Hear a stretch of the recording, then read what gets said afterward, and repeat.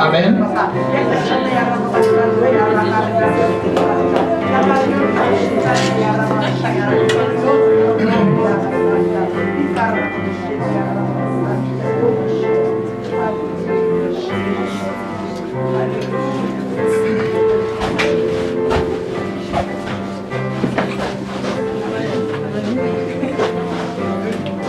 Bonsoir tout le monde. Aujourd'hui, en ouverture du service, nous allons louer le Seigneur. Amen. Avec le psaume 148. Alléluia. La Bible dit que Dieu siège dans l'adoration de son peuple. Alléluia.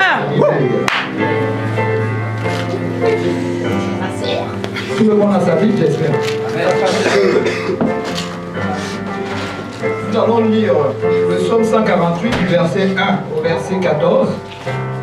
On va le lire ensemble. Que chacun ait sa Bible. Je vais entendre tout le monde, tout quel mot. Amen.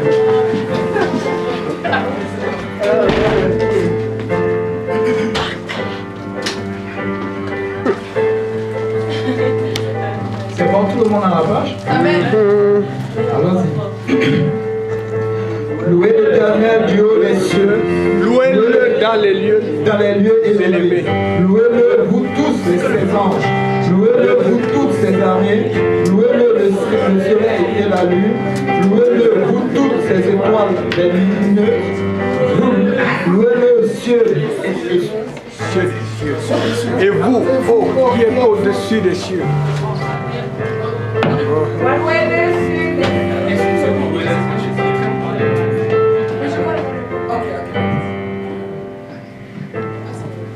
Louez-le, cieux des cieux. Ensuite, Solange. Et vous, ô qui êtes au-dessus des cieux, qu'il loue le nom de l'Éternel, car il a commandé et ils ont été créés. Il les a fermés pour toujours et à perpétuité. Il a donné des lois et il ne les violera point. Louez l'Éternel du bas de la terre, monstres marins, et vous tous, amis. Feu et grêle, neige et brouillard, vent impétueux, qui exécutez ses ordres. Montagnes et toutes les collines, arbres fruitiers et tous les cerfs, animaux et tout le bétail, Reptiles et oiseaux ailés, rois de la terre et tous les peuples, princes et tous les juges de la terre, jeunes hommes et jeunes filles, vieillards et enfants, qui louent le nom de l'Éternel, car son nom seul est élevé, sa majesté est au-dessus de la terre et des cieux. Il a révélé la force de son peuple, sujet de louange pour tous ses fidèles, pour les enfants d'Israël, du peuple qui est près de lui. Louez l'Éternel. Comme nous l'avons lu, nous voyons que ici le psaume commande à toute la création de l'Éternel de le louer, n'est-ce pas? Amen. La fois dernière, on m'avait invité ici pour faire l'ouverture du service et on a lu un passage dans la Bible, dans le livre de Marc, chapitre 2. On a vu qu'une personne a été guérie, une personne a été, comment on appelle ça, a eu ses péchés pardonnés face au Seigneur Jésus-Christ parce qu'une attitude a été changée. Une attitude a été changée. Et aujourd'hui, moi je crois qu'une attitude peut être changée aujourd'hui. Quelqu'un peut avoir quelque chose aujourd'hui. Parce que nous n'avons pas Jésus-Christ devant nous, mais nous avons Jésus-Christ en nous. Amen. Au-dessus, en bas et autour de nous. La Bible nous dit que lorsque nous le louons, Dieu arrive. Lorsque deux ou trois s'assemblent et pour élever le nom du Seigneur, il est là. Et je pense que nous sommes plus que deux. Alléluia.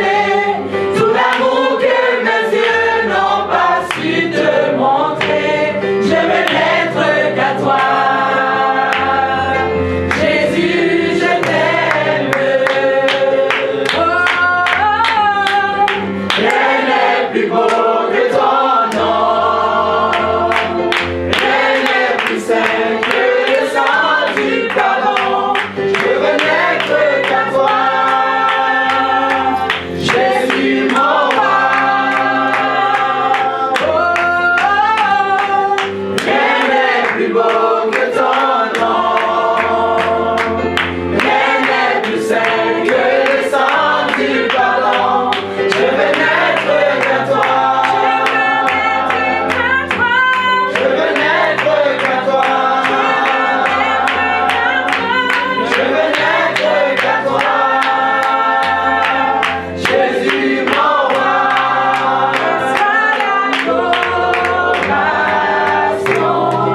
Tu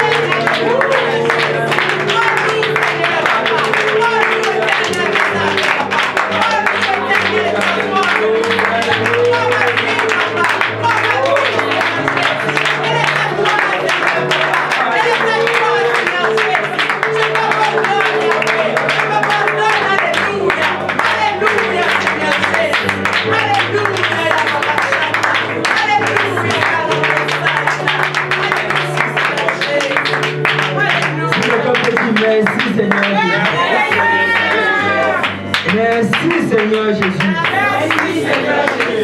Alléluia, alléluia, alléluia. Le Seigneur est bon, amen. Pour qui est-ce que le Seigneur était bon cette semaine?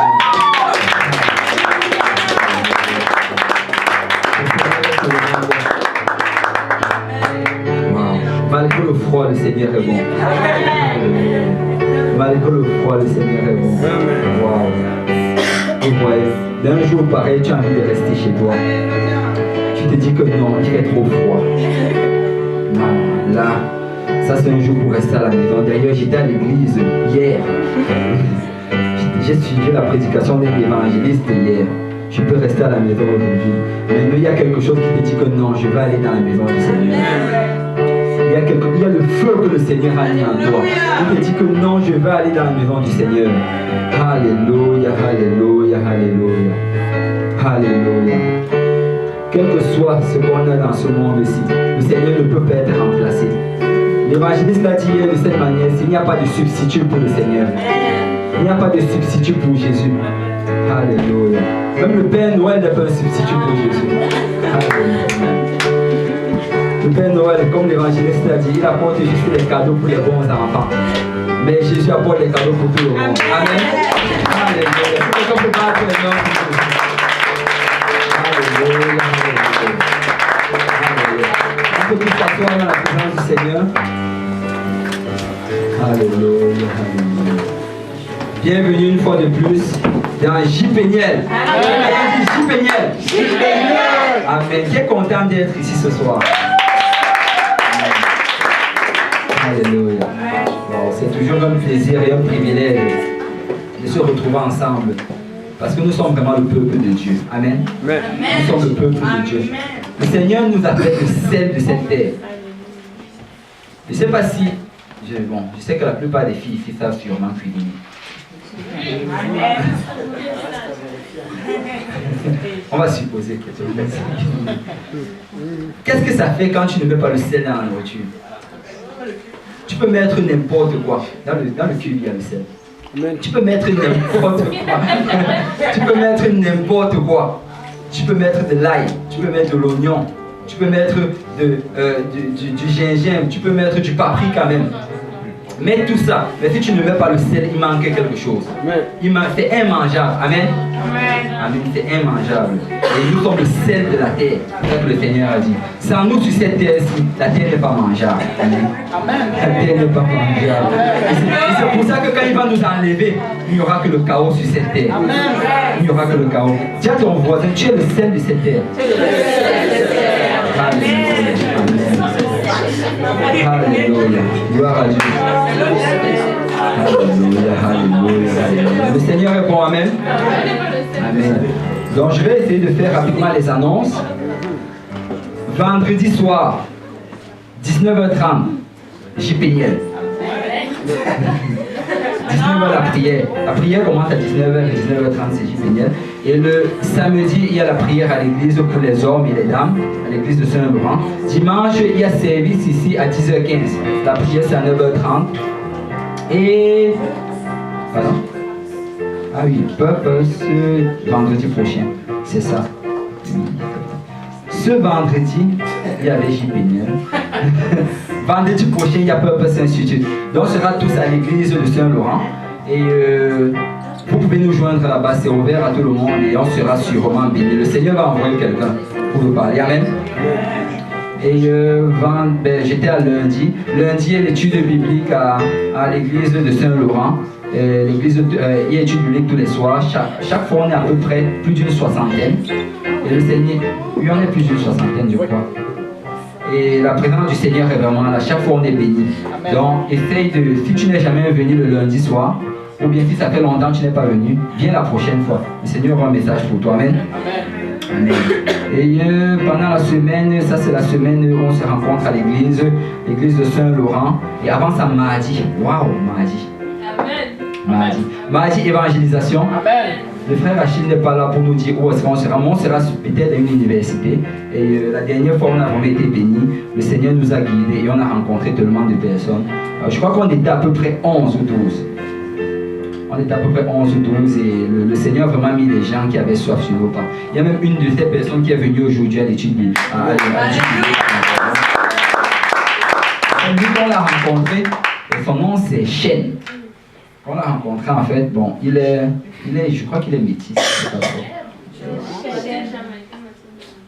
C'est ça.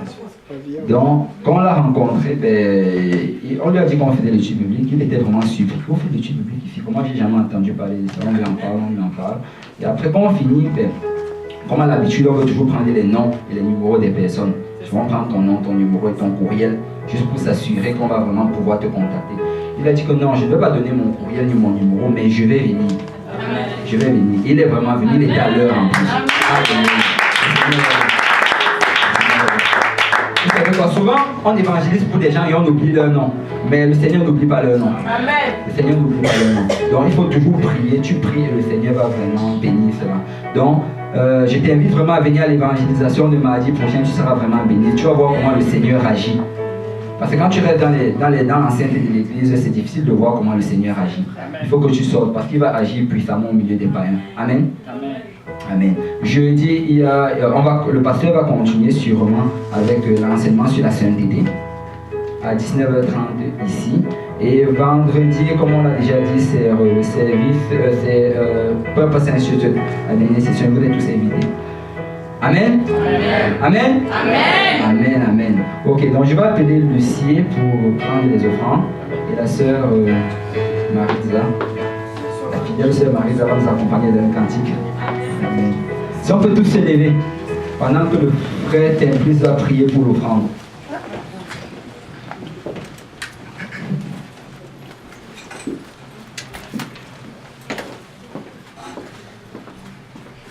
Prions. Éternel Dieu de gloire, nous te bénissons, te disons merci pour cette opportunité encore que tu nous as, Seigneur, de nous rassembler ici en ton nom, éternel Dieu de gloire. Nous bénissons ton nom, ton Seigneur, Seigneur Jésus. Merci, Papa, pour tous ceux qui, Papa, de roi éternel Dieu de gloire. Nous prions, Papa, que tu multiplies, Papa, ce bon Seigneur éternel Dieu de gloire, qui sert, Papa, pour l'avancement de ta parole ici et partout à travers le monde, au nom puissant de Jésus. Amen. Amen.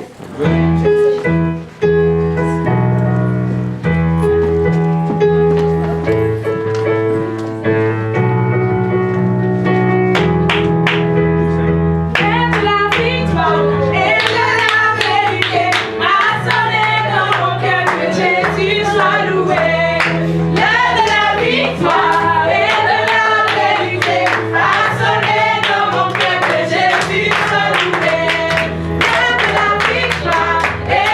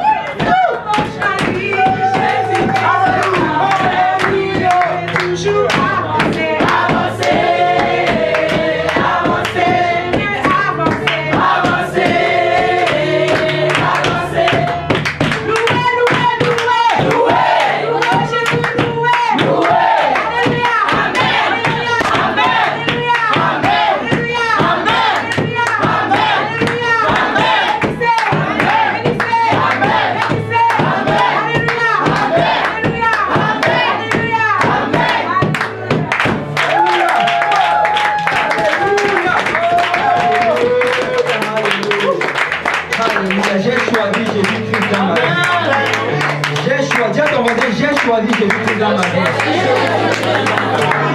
Alléluia, je vais continuer d'avancer. Amen. On va avancer. Alléluia. Si quelqu'un peut battre ses mains pour le Seigneur.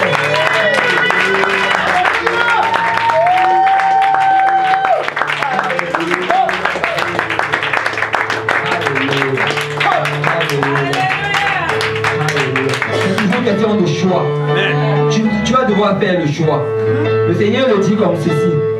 Je mets devant toi la vie et la mort. Choisis. Il te conseille de choisir la vie. Choisis la vie. Dans le jardin d'Éden, c'était question de choix. L'arbre de la vie et l'arbre de la connaissance du bien et du mal. Aujourd'hui, tu avais le choix si tu allais venir dans la maison de Dieu ou non. Mais tu as fait le bon choix. Amen. Alléluia. Tu as fait le bon choix. Alléluia. Alléluia. Si on peut tous se lever, si tu peux saluer ton voisin, je dis bienvenue dans la maison du Seigneur. Désolé si je ne t'ai pas salué avant.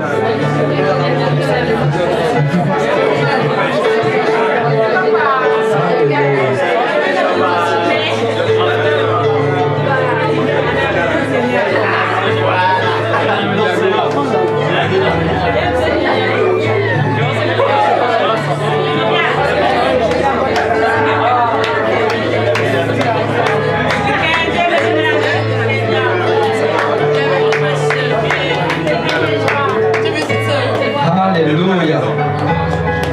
Alléluia Jésus. Amen, amen. Je n'ai pas reçu de papier du ciel, donc je ne sais pas s'il y a quelqu'un qui est là pour la première fois. Non. Ok. Non. Mais si non. Ok. Ok. Donc, on va tous maintenant se lever. Hein? Non, Axel, c'est la première fois? Non, il est déjà venu. Amen, non, Axel est déjà venu. C'est la première fois? Ben, t'avais dit la même chose.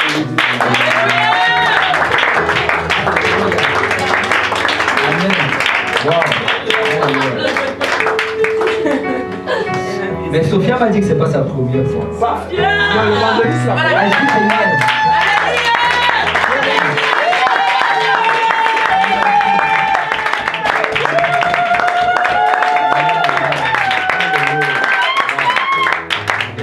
Ok, vous là, vous deux, là, vous allez devoir payer des amendes. Ça ne marche pas comme ça. Ça ne marche pas comme ça. Vous allez payer des amendes. Alléluia. Ok, donc sans plus tarder, on va aller dans la parole du Seigneur. Alléluia. On va aller dans le livre de Samuel, 2 Samuel. 2 Samuel. Oh, là, on a salué sa première fois. Mais il faut quand même le voir à la fin là, pour Ok, donc on va dans le livre de 2 Samuel. Le livre de Samuel et des rois, ça parle des rois. Du roi Saül, du roi David, du roi Salomon et des autres rois qui ont suivi par la suite. Et avant ça, on va d'abord lire, on va lire le verset. On va lire une parole avant qu'on commence. 2 Samuel chapitre 12. Si vous y êtes, dites Amen. Amen. Chapitre 12, verset 12. Un seul verset. On va lire tous ensemble. Amen. Car tu as agi en secret, et moi je ferai cela en présence de tout Israël et à la face du soleil. On va le relire. Car tu as agi en secret, et moi je ferai cela en présence de tout Israël et à la face du soleil.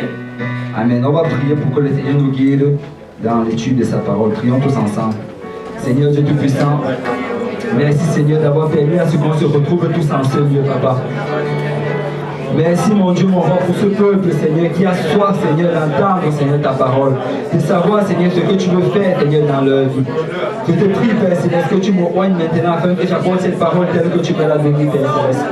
Seigneur, que tu oignes tout ce peuple, Seigneur, afin, Seigneur, qu'ils reçoivent ta parole, mon Dieu, mon roi, qu'ils la mettent en pratique dans leur vie, Père Céleste. Et Seigneur, que ça produise, Seigneur, des fruits qui vont les amener, Seigneur, jusqu'à la vie éternelle. Car la raison pour laquelle on est ici, Seigneur, c'est pour, Seigneur, la vie éternelle, mon Dieu, mon roi. Nous voulons, Seigneur, avoir, Seigneur, une place, Seigneur, auprès de toi, pour l'éternité, Papa. Alors, Seigneur, ouvre notre cœur, Père Céleste. Qu'on n'ait pas un cœur, Seigneur, rebelle, mais qu'on ait un cœur, Seigneur, ouvert, Papa. Un cœur repentant, Seigneur. Un cœur qui est prêt à recevoir, Seigneur, la parole de l'éternel, Papa. Père Céleste, agis, Seigneur, en ce moment. Que ton esprit, Seigneur, chasse toute distraction, Seigneur, et tout doute, mon Dieu, mon roi. Mais, Seigneur, qu'on ait un esprit de foi, Seigneur. Un esprit, Seigneur, de zèle, Père Céleste. Un esprit de confiance, Seigneur, en toi, Père Céleste. Car tout ce que tu fais pour nous, Seigneur, c'est pour notre bien, Papa. Car tu es notre Père, mon Dieu, mon roi. Seigneur, c'est avec action de grâce, Seigneur, que nous t'avons prié. Au nom de Jésus. Que tout le monde dise au nom de Jésus. Au nom de Jésus. Amen. Si vous pouvez battre vos mains, vous asseyez.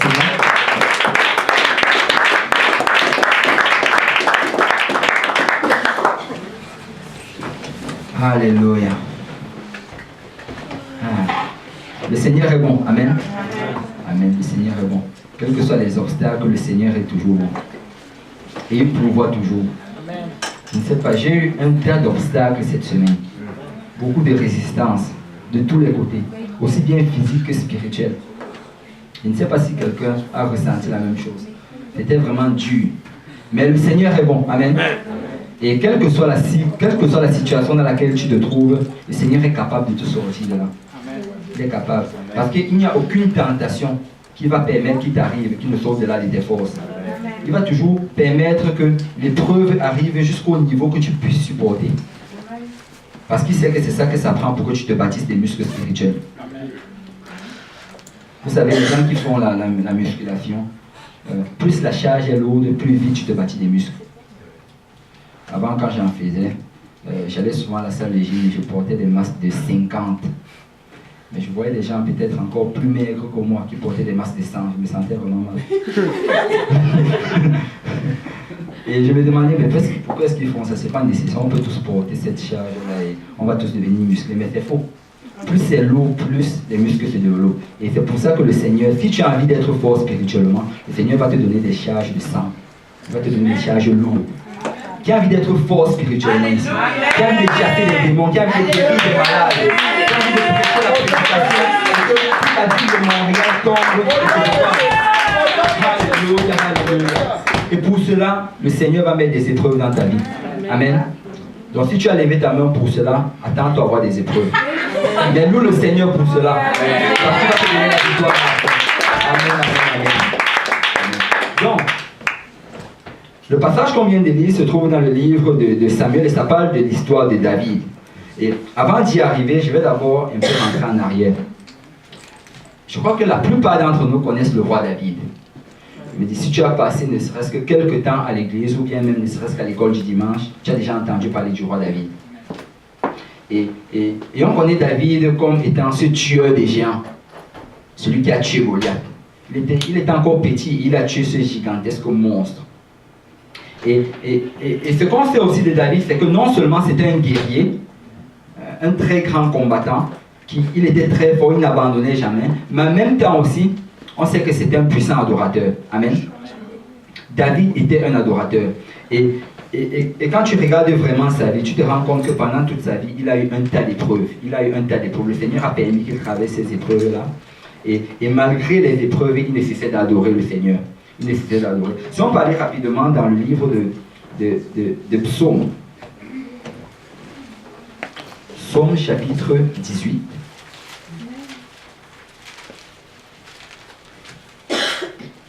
On va juste lire je vais juste lire les 3 premiers, non les 4 premiers versets. La Bible dit, ô chef des chantres du serviteur de l'Éternel, de David, qui adressa à l'Éternel les paroles de ce cantique, lorsque l'Éternel lui délivrait de la main de tous ses ennemis et de la main de Saul. Vous voyez, David dit ici que l'Éternel l'a délivré de tous ses ennemis. Vous savez, les théologiens sont d'accord qu'il écrit ce psaume-ci quand il était déjà vieux, qu'il était déjà sur le point de passer le trône à Salomon. Et il écrit ici que l'Éternel l'a délivré de la main de tous ses ennemis. Et David a eu beaucoup d'ennemis. Il a eu beaucoup d'ennemis. Donc il dit l'Éternel l'a livré, lui délivré de la main de tous ses ennemis et de la main de Saul. Il dit, je t'aime, ô Éternel, ma force. il reconnaissait que la force qu'il avait, ce n'était pas lui-même, et que ce n'était pas en lui-même, mais c'était en l'Éternel. Je t'aime, ô Éternel, ma force, l'Éternel, mon rocher, ma forteresse, mon libérateur. Mon Dieu, mon rocher où je trouve un abri. Mon bouclier, la force qui me sauve, ma haute retraite. Waouh! Vous voyez, il est en train de citer toutes ces choses-là qu'il utilisait dans le champ de bataille. Il utilise le bouclier, la forteresse, le rocher. Toutes ces choses-là, il dit que c'est ça l'Éternel. Pourquoi? Parce qu'il savait que l'Éternel était dans chacune de ces choses-là. L'Éternel était dans chacune de ces choses-là. Vous savez quoi? Quand David est allé contre Goliath et qu'il a lancé la pierre vers Goliath, moi je crois fermement que s'il n'avait pas mis sa confiance en l'Éternel, cette pierre-là n'avait pas tué Goliath. Ce n'est pas la puissance de la pierre qui a tué Goliath, mais c'est le nom de l'Éternel qui a tué Goliath. Parce qu'il a dit, tu viens contre moi avec la lance et le bouclier, mais moi je viens contre toi avec le nom de l'Éternel. Et le nom de l'Éternel a terrassé Goliath et Goliath s'est retrouvé par terre. Donc David savait que toutes ces choses-là, son épée quand il la prenait pour frapper, c'était pas le nom de l'Éternel. Son bouclier qui bloquait les attaques de l'ennemi avec, c'était pas le nom de l'Éternel. Il savait que tout ça, c'était vraiment pas le nom de l'Éternel, ce n'était pas par lui-même. Mais je voudrais que vous prêtiez aussi attention au verset 4. La Bible dit, je m'écris, loué soit l'Éternel, et je suis délivré de mes ennemis. Je m'écris, loué soit l'Éternel, et je suis délivré de mes ennemis. David, pendant tout son temps qu'il était dans le désert, pendant tout son temps qu'il était poursuivi par Saul, pendant tout son temps qu'il était en train de fuir de ville en ville parce qu'il y a des gens qui le poursuivaient, qui voulaient le tuer. Il ne cessait pas de crier des cantiques. Il ne cessait pas de crier des psaumes. Il ne cessait pas de louer l'Éternel. Et plus il le faisait, plus il avait la victoire sur ses ennemis. Plus il le faisait, plus il avait la victoire. Parce qu'il y a une force dans la louange.